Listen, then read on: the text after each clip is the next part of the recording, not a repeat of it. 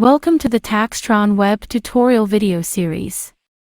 In this video, I'll guide you through the process of preparing a discounted tax return. Once you have filled out all required details for a new return, under Identification, navigate to the Address section. Scroll down until you find the option, Is this a discounted return, and choose Yes. Once you navigate to the Review and File section, you'll notice a subsection labeled RC71 under Other Info. Clicking on this will take you to the Discounted Tax Information page. Once the information in the tax return has been entered, the estimated tax refund, cost of discounting transaction, and amount payable to the taxpayer will be automatically calculated and filled out for you if the taxpayer is eligible for a refund.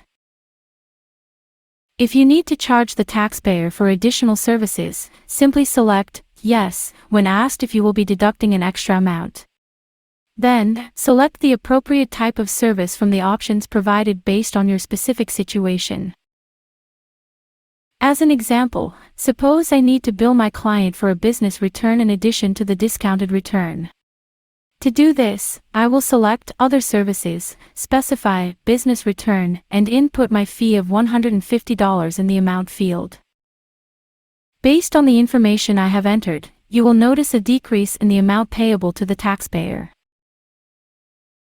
In addition, there are required fields for both the discounter and the taxpayer's signature and date. For the purpose of this example, we will use April 1, 2022 as the date for filling out the tax return.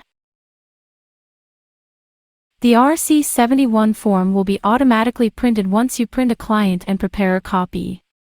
To ensure compliance, it's important to obtain the taxpayer's signature on the RC71 form.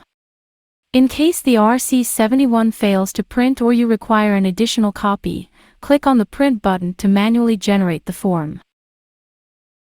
In the case that you require an RC72 form, you can print a copy by selecting Yes here.